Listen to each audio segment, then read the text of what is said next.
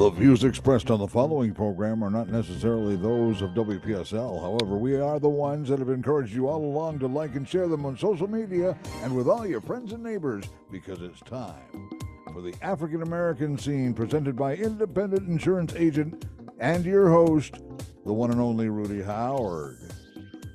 Good evening, good evening, good evening. I'm always glad to be with you here on a Wednesday night. And I have a guest tonight, which we will get to in a minute. Just to let you know, I have the prizes for African American trivia for the month of February. And I also will tell you, if you're interested in getting a raffle ticket for the YMCA Easter House, they're $20, and the winner gets a house valued at $400,000, or they can get $250,000 in cash. How about that? Miles, if you're out here listening again tonight, you need to call Cliff and give him your address so I can mail your prize to you. And Winnie, I know you're listening, so call Cliff and give him your address, and I will mail your prize to him too. Mail your prize to you too. And I'm so pleased and proud to introduce my guest, Dr. Danielle A. Henry. She specializes in breast surgery. Dr. Henry is a medical degree graduate from Florida State University, and she completed her general surgery internship and residency at Orlando Health, where she is now serves as administrative chief resident and won Best Resident Award. She went on to complete a Society of Surgical Oncology Breast Surgical Oncology Fellowship at the Moffitt Cancer Center. Danielle, say hello. Hey, good evening, everybody. Thanks so much for having me this evening, Rudy.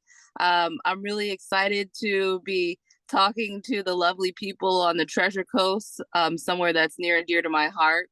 During my medical school training at Florida State University College of Medicine, I did my clinical rotations in the Treasure Coast. So I lived in Fort Pierce and rotated from Vero all the way down to Stewart. So I have a very fond place in my heart for the Treasure Coast. Oh, good. Yeah. Danielle, you have been involved in a big research study about breast cancer. And I would like for you to share some of your findings. It seems to me there may be some disparity in breast cancer among the population. Absolutely. Well, thank you for giving me an opportunity to talk about something that's really near and dear to my heart. So breast cancer. So it affects about 1 in 8 women. 12% of women will be affected by breast cancer in their lifetime. What we do know is that breast cancer affects mostly Caucasian women. However, when breast cancer affects Black women, they don't seem to do as well from the disease compared to their white counterparts. And our data shows that Black women are disproportionately affected by breast cancer and have a little bit more aggressive types of breast cancer. So we did a study at Orlando Health looking at what did women know about breast cancer, what did they know about their histories, what did they think about getting mammograms done. And our study showed that only about 1 out of 5 women had planned on getting a mammogram between the age of 35 and 44. Now, let me stop you for there for a second. Sure. Is that the age range, 35 to 44, where it's really important to get a mammogram? So it's important to get a mammogram starting at age 40, but some women need to have a mammogram much earlier than the age of 40. So knowing about your family history is really important because that may dictate that you need to have a mammogram earlier. Okay. Okay. So, in our study, we saw that only about 43% of women knew their family history of breast cancer. So if that means about 60% of women didn't know anything about their history, and they wouldn't know if they needed to have a mammogram earlier than the age of 40. And we are seeing that breast cancer has been diagnosed at an earlier age in Black women. And so they would definitely benefit from starting having their screenings earlier than age 40, especially if there's a family history. And audience, if you have questions that you would like to put to Dr. Henry, the number is 340-1590. That's 340-1590. Well, is there any particular reason that it occurs in Black women in a more significant numbers? Is it genetic, or is it a failure to get early detection, or what do you think? Well, like things in medicine, it's very complex. I don't think there's just one explanation for why there's a disparity in breast cancer for Black women. I think one of the things is that the type of disease that they develop is a little bit more aggressive. And so if you have a more aggressive form of the disease, it's going to be a little difficult to fight. So early detection really is key. And the treatments that we have for breast cancer are really good these days. So I stay encouraged about the ability that we have to treat and cure women of their breast cancer, as long as we continue to utilize mammograms and getting checked out for things that are abnormal with our breast. So, what kinds of things should women be looking for that might give them an indication of that they might need to get checked up? So things that you would want to look for would be a lump in either the breast or underneath the arm, changes in the skin. So if the skin starts to look kind of swollen and thickened like an orange peel, sinking in of the nipple or leakage from the nipple, those are things that would be concerning, and you would want to contact your doctor right away. But really, breast cancer in the early stages has no symptoms at all. And so that's why mammograms are so important, because we'd love to be able to detect it before you had any symptoms. Now, you just said something I had never heard before. A lump under the armpit? Yep. So underneath your arm, we have these little glands called lymph nodes. They're a surveillance system for our body. You have them all over the place, but the ones for the breast are underneath the arm. And so cancer can be picked up in these lymph nodes and cause them to swell. And some ladies may feel a lump underneath their arm before they feel a lump in their breast.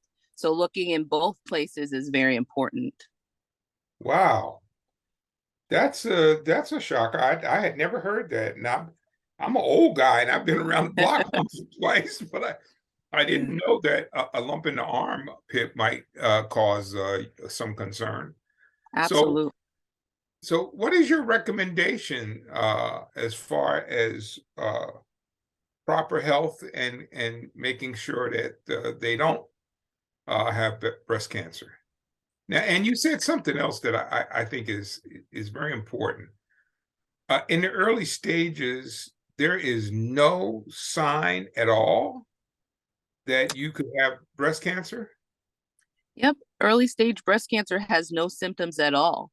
Some of the earliest forms of breast cancer that we can detect are just little tiny spots on the mammogram that a good radiologist will be able to pick up by looking at the mammogram, that would be followed by a biopsy and then make the diagnosis. And so these are things that we wouldn't be able to feel on a physical exam. We'd only be able to see them on a mammogram.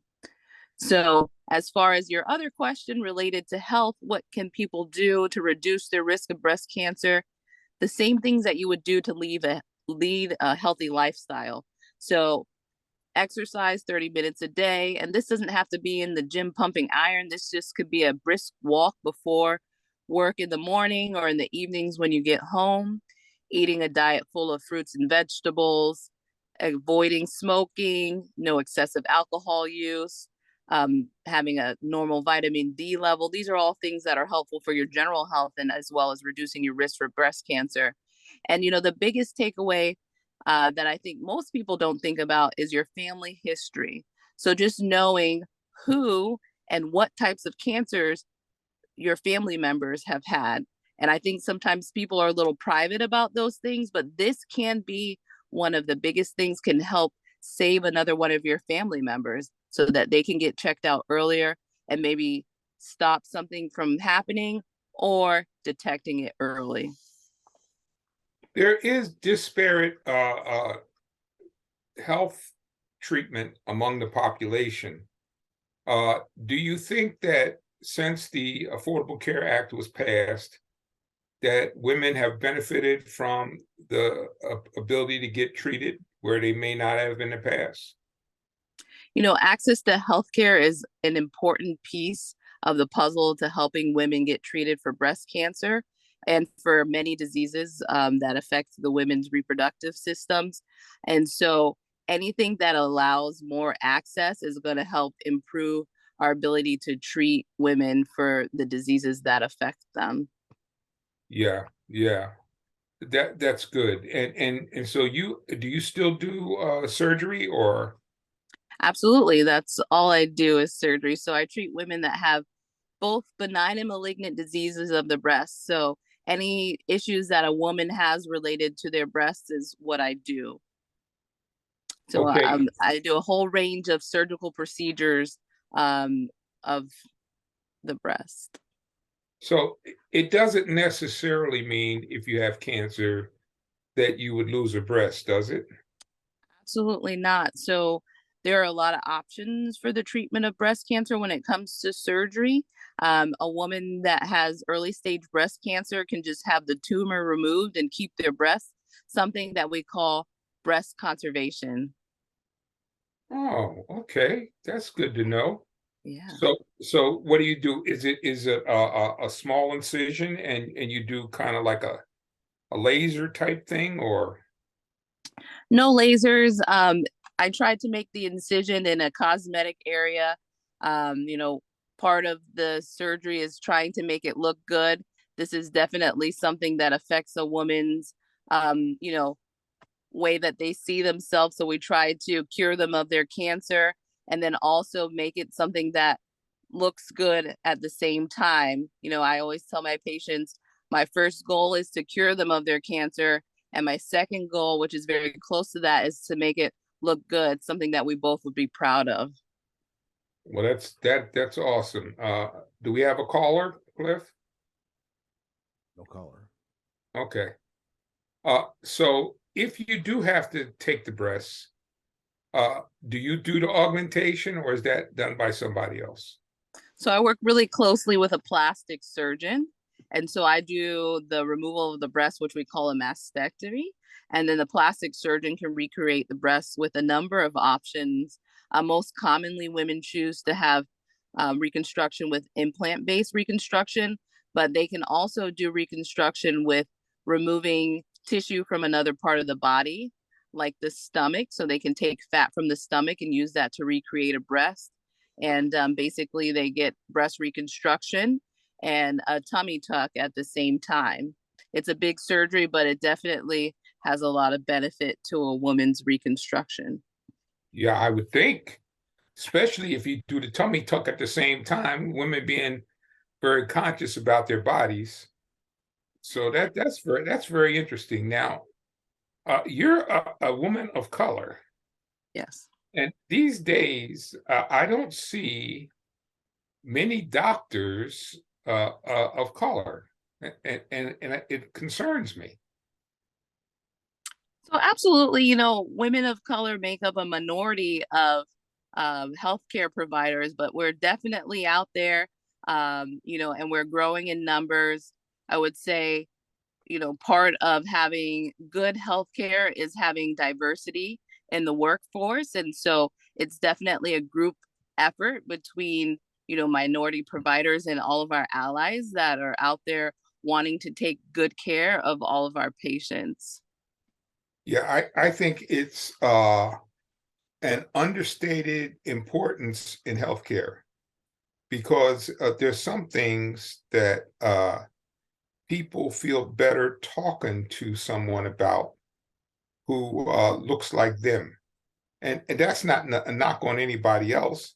It's just that that may be a better comfort level, especially when it comes to something like breast cancer, which is a very personal thing and also probably something that many women feel somewhat embarrassed about. But it's not generally anything that a woman does that can cause that, is it? Correct. There's not really anything a woman can do to cause themselves to have breast cancer. There are just so many things that go into things that cause breast cancer that we can't just pin it on one thing. And a lot of things that increase the risk for breast cancer are things that we have no control over. So the two most common risk factors for breast cancer are female gender and age. So we don't get to decide if we're born a man or a woman. And then most women or most people in general choose longevity. And so, the older we get, actually, the risk for breast cancer goes up. And those are just two things that we don't have any control over. And the other things are things like, when is your first menstrual cycle? When do you go through menopause? Those are all things that we can't turn a clock on or off for. So, when I meet women who've been diagnosed with breast cancer and they ask me, what did I do to cause this? Nothing. We really don't have any control over it. I see the healthiest and the most fit of women develop breast cancer. And so we can't say that it's because somebody's unhealthy or they don't exercise enough. I mean, it just affects women from all walks of life. I think my listeners will probably be glad to hear that for sure. I wasn't sure about the causation of breast cancer, and I think you illuminated that issue very well for us right here.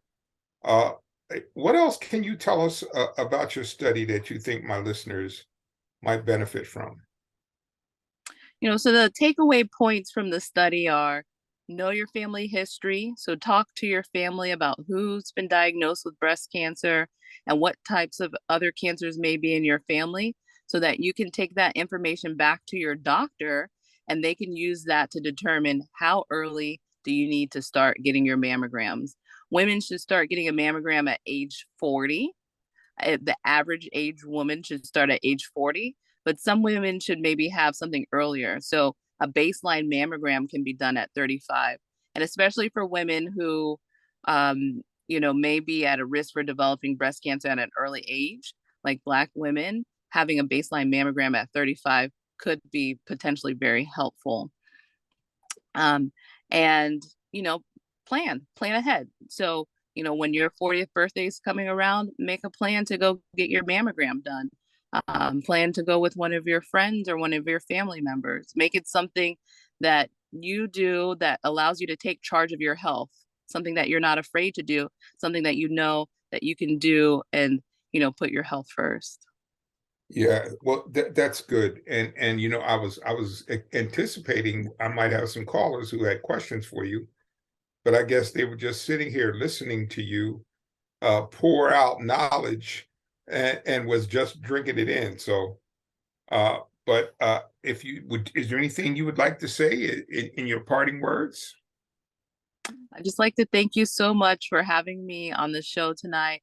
It really is my pleasure to speak with you, to talk about, breast health, and to talk to all of your listeners tonight. If only one person, was able to take away something from our discussion tonight, we have done a lot of good. Dr. Henry, I thank you so much. You have been a true value to my audience, that I can assure you. And I hope you have a great evening. And again, thank you very much. Thank you so much for having me. Okay, Cliff, we're going to take a little break. And don't touch that dial because we're going to be right back with the African American scene. The African American scene has archives on YouTube, so stick around. You might get to see one of these archives one of these days. And if you call this show, you'll be on that program that you'll get to watch later once we upload it to YouTube. Back in a moment with the African American scene. Hi, this is Rudy Howard, your independent insurance agent. I now specialize in Dr. Henry, health insurance and listen, that's group okay. insurance. That number is All right. 475-885. Yeah, but if you want to listen, it's fine. Same grade service, Okay. We're done. flexible hours. All right. Thank you so much. Just I got to give me a run in call. and get the 475-8856. Thanks again. Okay, thank you. All right. Good night. Night. Congratulations to the winner of the 57th edition of The Big Game. Beginning August, it's the Miami Dolphins kicking off another pregame on WPSL with the Tampa Bay Bucks, featured on WSTU for the 21st season on the Treasure Coast. The NFL is brought to you by Stewart Estate Attorney Max Ducky, St. Lucie Draft House, Nice Air, St. Lucie Battery and Tire, Hoskins Turco Lloyd & Lloyd, Seacoast Air Conditioning, Stimmels of Stewart, and Florida Blue. This is WPSL Port St. Lucie, the talk of the Treasure Coast. Yeah. By the way, Rudy, Winnie did call. We got her mailing address, and you'll I got see that. Yeah, I saw it. Message box to your right on your screen there. So Yeah, sure yeah, I to saw say that. Yes. In the meantime, folks, Rudy's back with the African American scene on WPSL as we celebrate Black History Month. Again, good evening, Rudy. Good evening. Good evening. Good evening. Now, let's first give you the trivia question. What year was the first Civil Rights Act passed? What year was the first Civil Rights Act passed? And if you guess that, you will win a prize that I will send you because it's a drawing. So give me a call and you will win a prize if you know the answer. When we talked last week, I tried to take you on a journey of what it must have felt like to be free and to have to start from zero after living more than 2.5 centuries on a plantation, which at that time meant you and your forefathers knew nothing about freedom, nothing about independent living, and now all of a sudden you're free. And I'm asking you once again, just to think about what that must feel like. Imagine what would be going through your mind to find out you're free, but you have no money, no property, no job, and now you have to go. Give that some thought. That's something to really think about. And so I say that to you so that you can begin to understand the impact, the long-term impact that slavery has had on African Americans. The Reconstruction took place between 1865 and 1877, after the end of the Civil War. That was basically 12 years of conflict and within the government of America. There is much that has been published about the Civil War, but not much about Reconstruction. it's largely been swept under the rug. And the Reconstruction period is something that was very difficult and another burden and a hurdle that African American people had to overcome. So again, I ask you, get into your feelings and understand what that was. So Lincoln was killed in April 14th, 1865. And after he died, whatever plans the 16th president may have had for reuniting the country and building the South disappeared. And there was great controversy and squabbles that took place within the government. Andrew Johnson, Ulysses S. Grant, and Rutherford B. Hayes were what's called the Reconstruction presidents. And we have a caller on line 1. Steve, go right ahead.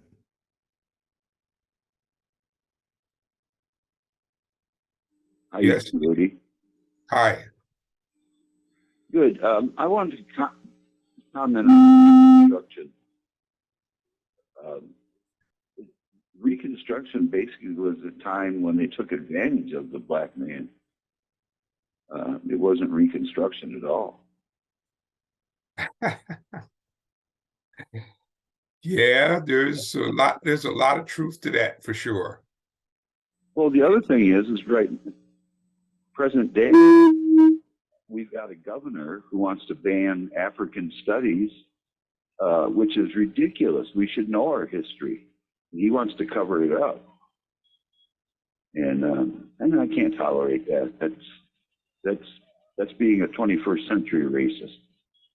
Oh my We need God. to know yes. our history so we know the truth about where we came from and who we are.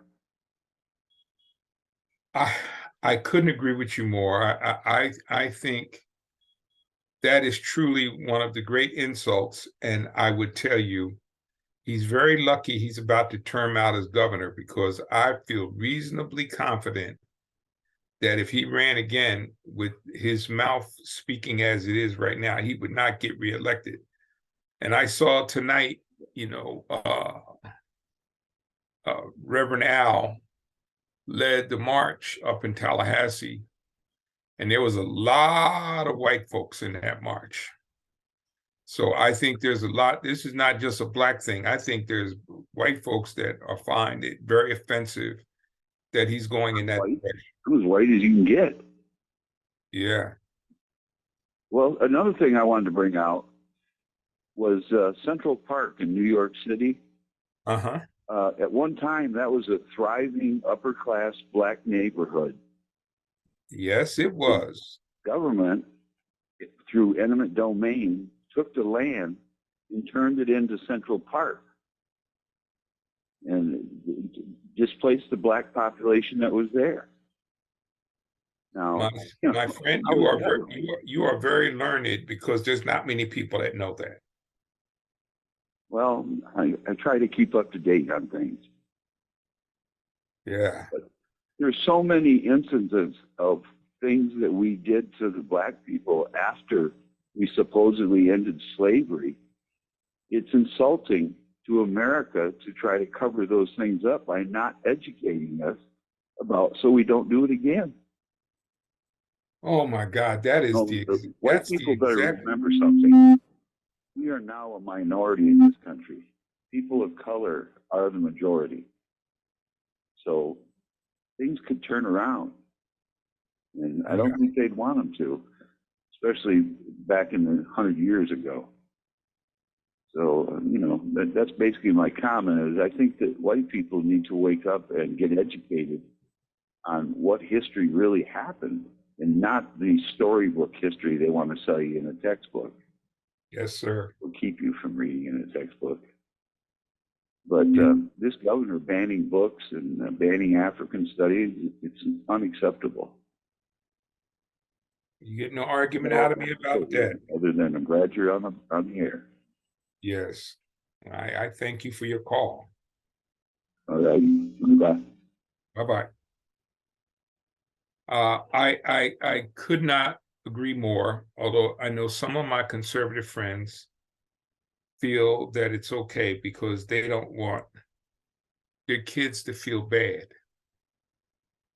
I'm not sure why your kids would feel bad about learning about African American history, because there's some white folks in the African American history that played a very prominent part in helping to get African Americans freed, and they were heroes.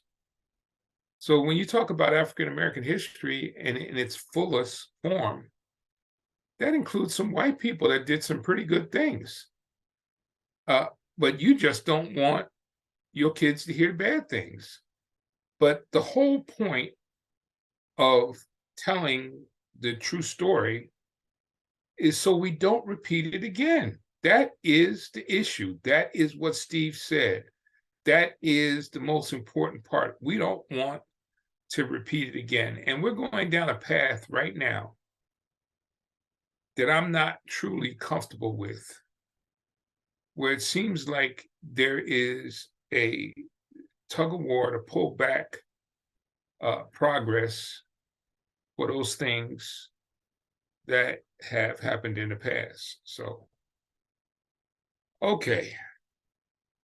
So we now know that the Andrew Johnson, Ulysses S. Grant, and Rutherford B. Hayes were considered the Reconstruction presidents.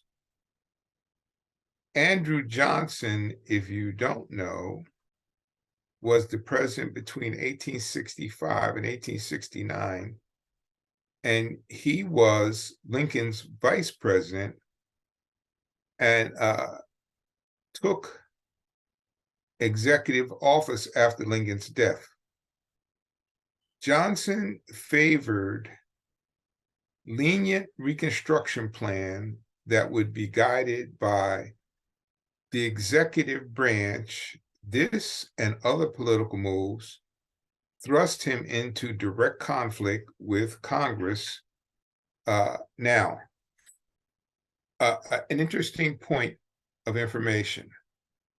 At this point in time, the Republicans were the ones that offered the more radical solutions to try to help the Black people that had been freed.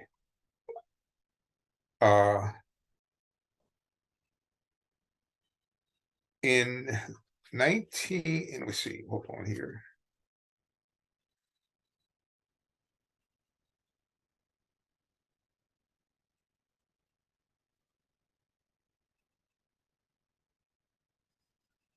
Okay.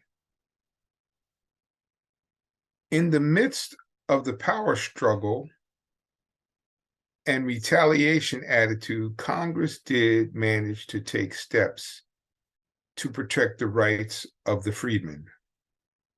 Setting up the Freedmen's Bureau and passing and enforcing the 13th, 14th, and 15th constitutional amendments. Now, that's kind of important. I think I've told you that before. Now, many of the freedoms that were part of our Constitution in the 13th and 14th and 15th amendments were largely ignored at that time. And they were ignored when there was a shift in attitude, and President Andrew Johnson was the first president to be impeached. The charges were politicized. In the end, Johnson was acquitted, that is not convicted and continued as president. Well. Now, as we're going along here, what we're going to find out, we got the Freedmen's Bureau. And the Freedmen's Bureau is trying very hard to help the freed slaves adjust to this newfound freedom. Now, initially, the government set up 5 districts in which the military would be over in order to make sure that the rights of the slaves were being protected. And so that was in 1867. The Military Reconstruction Act created 5 military districts in the South. Now, that's important because when those districts were created, for the first time, we had a number of minorities that held public office, okay? And we had some minority senators and congressmen during that Reconstruction period. But also during the Reconstruction period, there was an enormous mistreatment of the slaves that was sanctioned by the Southerners, who were really aggravated about the freedom of the slaves in the South. And so what happened was there was a tremendous power struggle. And in that power struggle, one of the things that happened, in order for Rutherford B. Hayes to become president, they made the Compromise of 1877. And the Compromise of 1877 removed the military from the South. Now, up to this point now, we had the Freedmen's Bureau, we had the military protecting the rights of the newly freed slaves, and now it's over. They pulled the troops out as part of that compromise for president. So upon removing the military troops, the power shifted back to the Democratic Party, and they immediately began dismantling the progress that had taken place for African Americans. So we had a continuing struggle, and then there was senators and congressmen. They were all systematically removed from office as the Democratic Party took control of Congress. So once again, we had one foot forward. Now we take one step back. And that is a tragedy.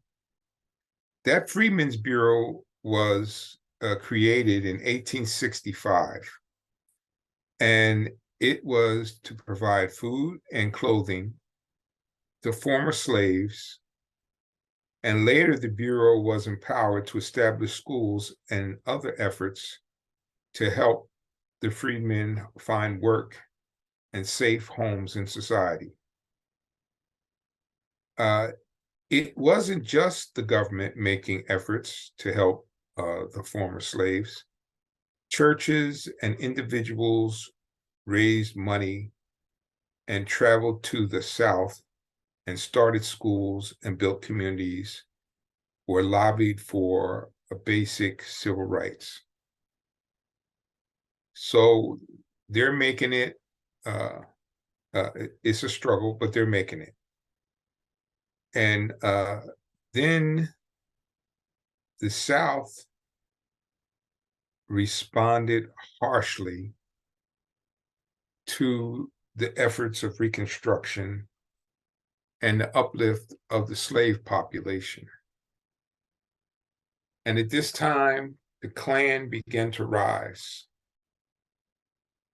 And the Klan began to terrorize Black folks and make them afraid to do anything outside what was, quote unquote, allowed by white folks.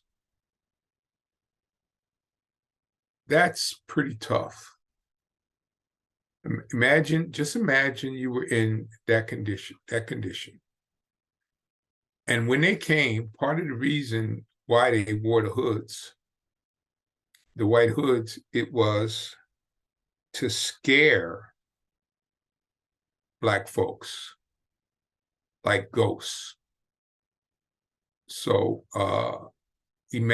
just imagine if you were in your home or wherever you were living, and all of a sudden you see a band of white hoods show up in front of your house, you know you're in trouble. And at that time, there was no punishment for those folks. They could take you from your house and lynch you. And those that may have been involved in that are not going to go to jail. And during the same time, they created the Black Codes. And the Black Codes, like I said, they were designed to disenfranchise the newly freed slaves from the rights that had been given to them through the 13th, 14th, and 15th Amendment. And their intention was to remove that completely from the agenda as newly freed slaves. So I just think again now, think about the trauma you have to endure. You're still trying to assimilate into society, and you still have to undergo these particular problems in order to become a part of society and enjoy the newly found freedom.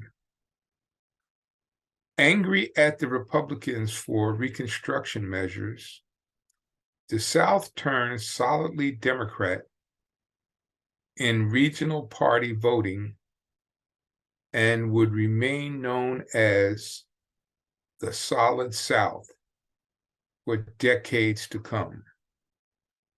This played into the national politics and continued regional strains and differences.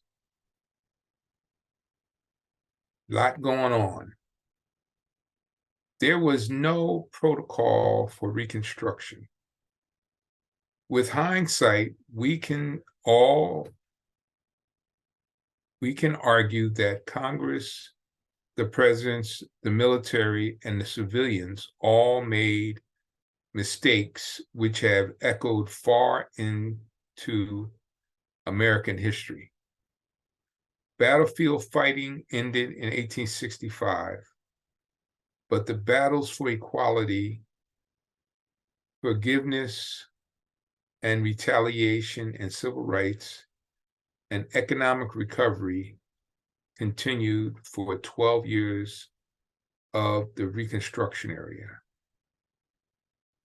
However, while the Reconstruction era ends early on the timeline in 1877, we can debate what some of the challenges and struggles created by the Civil War and the mismanagement of the Reconstruction on many levels continue to morph and haunt American culture and society today. Now, there's one of the things that my conservative friends take issue with. They think the past is the past, and it should just stay in the past. And what we're talking about is the future. Well, I want you to think, now that number is 340-1590. I want to hear from you, even if you disagree with me. I want to hear from you. What I want you to think about is not the civil rights era that they had to experience. Think about the economics that they were beaten back with. They could not be gainfully employed by a lot of places because they didn't allow Black folks. So many of the slaves ultimately went north. And as I told you last week, once you were freed, one of the major jobs that you could get was as a sharecropper. And you were basically forced into being a sharecropper because even if you had skills such as carpentry that you had developed on the plantation, you couldn't use them with your newfound freedom. So in many instances, the slaves had to work for that same plantation owner as a sharecropper, where they got a piece of land and a place to live, and they had to give 50% of the earnings they got from the crops to the plantation owner. Not a good deal. And remember what I told you last week. Those that did not sharecrop and tried to earn money on their own in the marketplace, they were put into horrible, terrible conditions, and where roughly 1 million slaves died from disease and starvation. So from an economic standpoint, I would like for you to think about what generations suffered because of those conditions. How many generations do you think were affected by that? That they had to live in abject poverty and were not allowed to build wealth. And in our society, for middle class people, the biggest part of wealth building is owning property. People that own a home and they have a property, they can build wealth that allows them to use that wealth to provide education for their children, and in some cases, use the equity in their home to open up businesses. So when you think about this, now we talk often about the word escapes me, the compensation for a slave population that went through that. into today. But, we have a couple of places that have done it. Asheville, North Carolina has provided, doggone it, that word is just out of my mouth, out of my mind. They have provided compensation to African American people in their community based on past behavior. Evanston, Illinois has done it. They have provided an actual cash sum for people who were trying to buy homes in Evanston because in the past they had been locked out of the market. Again, I want you to look at this from an economic point of view. Now, the money that they're offering for Evanston, I think it's about $50,000, but the properties there are so expensive. But at least it's an effort. Harvard has a program that if you are a financially, socially in financial condition, you can go to Harvard for free. That's pretty awesome. That is an actual try at trying to correct wrong past doings. Now, there's going to be some of you that think that that's not appropriate. I welcome you to call and tell me why you think that's inappropriate. But we're coming to the end of the show now, but I hope that I have given you some things to think about. And the most important thing that I tried to get you to think about is putting yourself in the place of those slaves. And nobody called and got the trivia question, but I'll give you the answer. The first Civil Rights Act was passed in 1875. That blew my mind because I always think about the Civil Rights Act passed by Johnson in 1965. But the first Civil Rights Act was passed in 1875. Well, we're coming to the end of the show now. I'd like to thank you so much for listening to the African American Scene. God bless and be safe. And I will see you next week right here for the African American Scene. Presented by independent insurance agent Rudy Howard. The African American Scene is on every Wednesday evening, back to Wednesdays between 6:05 and 7, and that's our show for this week. Archives are on YouTube. We'll see you in cyberspace. This is WPSL Port St. Lucie, the talk of the Treasure Coast, webcaster to the world on Google Home, Alexa, and the TuneIn app on your smartphone. Time right now, 7 o'clock.